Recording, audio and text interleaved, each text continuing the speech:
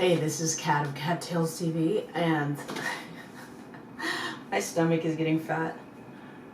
Probably so is yours. But vanity goes out the window in serious times, sort of. But I wanted to talk to you about what's going on. Maybe it will help you. I don't know, I hope so. But if you don't live in a place like New York or Los Angeles, and your government, local government, hasn't told you to stay at home or shelter in place, I think it's very wise that you do that. I think some parts of the country, if you live in America, and maybe even some parts of the world, haven't been exposed to some of the news coming out of places like China, Spain, Italy.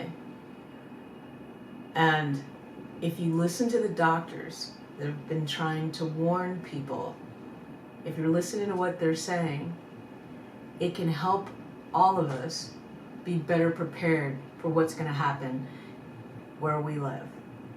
So one of the most important things you can do is to minimize your exposure to either infecting other people or being infected by others.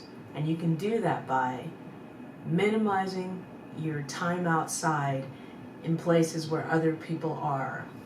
Now, all of us have to go to the grocery store for the most part.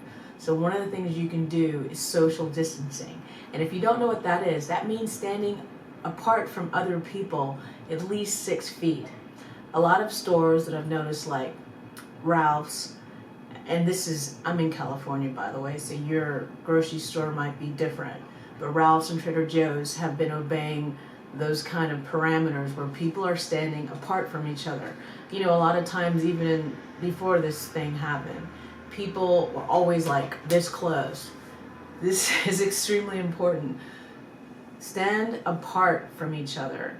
Also, if you can, wear gloves. Now, I know that most of the gloves are out of stock from 99-cent store, Dollar Tree, Ralph's, whatever your places that you go to, Rite Aid, CVS. One of the things you can try to do is look in your cupboards and see if you have any old dishwashing gloves or anything that's going to protect your hands. You can also wash your hands a lot. And then if there's any wipes you have, like baby wipes, you can use rubbing alcohol, pour it on the wipes. Sometimes they come in with the package that has that little door. I would even suggest you pour some of the alcohol, rubbing alcohol inside of that, and make sure that it's the one that cleans like cuts and stuff like that.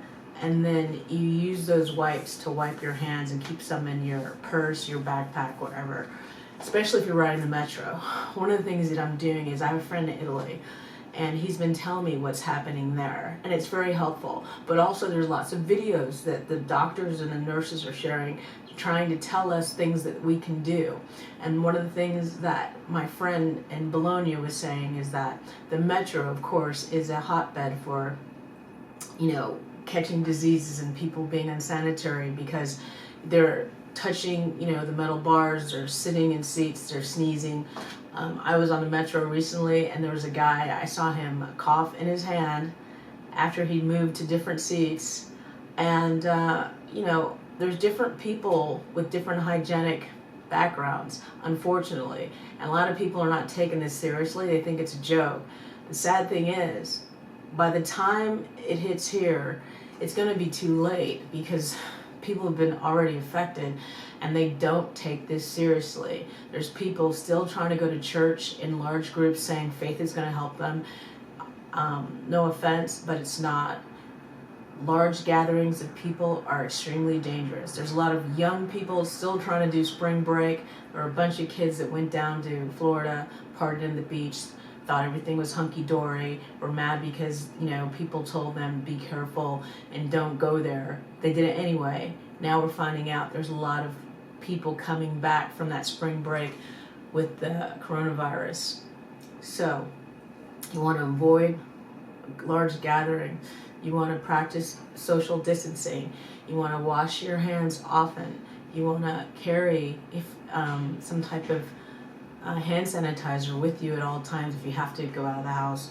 If you do go to the grocery store, do still maintain those 6 feet of distance from people. A lot of people are not, practicing it, but do it anyway for your health. Don't bring your whole family to the grocery store. Be careful touching the products as well as the shopping carts. Most of these grocery stores are cleaning them, but I've watched some of them too. Some of them are using the same wipe over and over to clean the carts, which isn't good. So you have to be diligent on making sure that if you don't have gloves, that you have hand sanitizer or use wipes to clean any of the carts or the what do you call those things? Those little bucket things you put your food in. Your hands are try to keep them as clean as possible, and as soon as you get home, wash your hands thoroughly. What else can I tell you? Oh, this is also a mental virus in the way that it can cause depression in the sense of people feel like they're being locked up in their house. So it's not just a physical thing that it's just causing us fear, it's causing us anxiety. And like I was trying to explain to somebody, it's easy to be disciplined in good times, but the real skill is to be disciplined in difficult times. So we all have to rise above it. And if our leadership is not saying the right things that are logical and that are going to save lives, then we must take it on our own to do the right thing. Do not cough out in public. Do not spit in public. Do not sneeze in public. If you have to sneeze, if you're feeling ill, you really shouldn't be outside in the first place, but carry tissues, handkerchiefs, do it in your elbow. I can't tell you how many times I've seen people spitting downwind or sneezing in their hand and then touching stuff, or touching things all over the place and being very unhygienic, and it's starting to freak me out. So all I can say is, if you don't believe me, watch the videos that are coming out of Italy, Spain, even New York. New York is being hit. Their morgues are being overrun. The hospitals, the staff are wearing freaking garbage bags. And this is a failure in leadership. If you're at home and you're complaining about being home and you're bored and you're bitching about that, if you have a sewing machine, make some goddamn masks. You know what I mean? They're not that difficult. There are tutorials online. If you have extra fabric, I think cotton's the best, and then you put like a pouch in the center of it so they can put another layer of protection inside, like layers of tissues or some other like cotton, or like I think some people were talking about charcoal. But I'm not an expert on all this. All I'm saying is, please don't complain about being at home when you have an apartment or a house and you're safe. There are people on the front line risking their life for you. And those doctors and nurses and those delivery drivers and those bus drivers and the people that you don't know their names of that go to work every day and do their job, they're the real superheroes. They're the real stars. So respect them and realize how blessed you are to be at home complaining that you can't go outside or you can't go to work. If you are wealthy enough to enjoy this time and to do something positive with your time, you don't even know how blessed you are. There are people who are not going to make it out of this. And as we speak, the rates of doctors and nurses infected with COVID-19 has risen substantially, as well as the grocery store workers. America hasn't seen the big hit of this yet. New York is seeing it. They have a lot of travelers coming in from all over the world. And California is starting to see it. But I guess in 2 weeks, we're really going to see a bigger number hit America, unfortunately. Spain is getting hit hard. Italy is doing a little bit better, but their hospitals are still being overrun, and they still need to deal with the virus and containing it. And I don't know if they have all the equipment they need. Most of the people around the world are saying they don't have enough equipment, or they don't have enough like the ventilators or the gloves or the mask. So if you can, stay home. Don't risk yourself. Don't risk hurting other people. And thank your doctors and nurses. Again, some of them are reusing the masks like multiple times, and normally they're changed every 20 minutes. And so some of these people are working 14 hours with no breaks, using the same protective gear, which is extremely dangerous. So if you can, and if you have extra money or extra time, try to donate or give or make masks, or if you can give them gloves, help them. I've heard tattoo shops are helping by donating their supplies, the gloves they use to do tattoos, to the doctors and nurses in their area. But there's a lot of people making masks. But anyone, like I said, if you're just sitting around complaining, make some masks, do something positive, and be thankful you're not on the front line. And again, this is a mental issue too. This is going to be tough. Everyone is going to probably know someone who's been affected by COVID-19. And all I can say is, people are important. Your loved ones are important.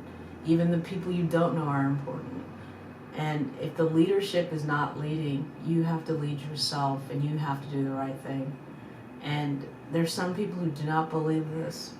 I just heard about some preacher was saying recently that this was all a hoax, and people like to blame the Democrats or whatever, the make up stuff, because it's just easy to have someone think for you. That guy, that preacher, is dead from coronavirus. You can look it up. It happened, I guess, today. So, in reference to his death. But the whole point is, people going back to their university, Liberty University, is a really stupid thing. No offense. You don't want to be in large groups of people. You want to practice social distancing, and you want to minimize infection rates. So, again, some of us are going to make it through this, and some of us aren't. But as long as you do your best, that's all you can do. But also, be thankful. They've tried to warn us. China, Spain, Italy, and other places. We had 3 weeks, a month. The truth be told, if you check my timeline on my Twitter feed, as soon as I heard about this stuff, like, it was over a month ago in January, I was like, I was telling people and sharing videos about the WHO organization, World Health Organization, what they were saying about hygiene and washing your hands and what was happening in China, and warning us about a pandemic. And people thought I was a little weird, but I was sharing that. But if I knew about it, the government should have known about it, or did know about it, and they waited to implement certain things, or we're still waiting for, I guess, the DPA to come through. So anyway, please take care of yourself. Please take COVID-19 seriously. Everybody on the front lines needs masks and gloves and protective gear, bottom line.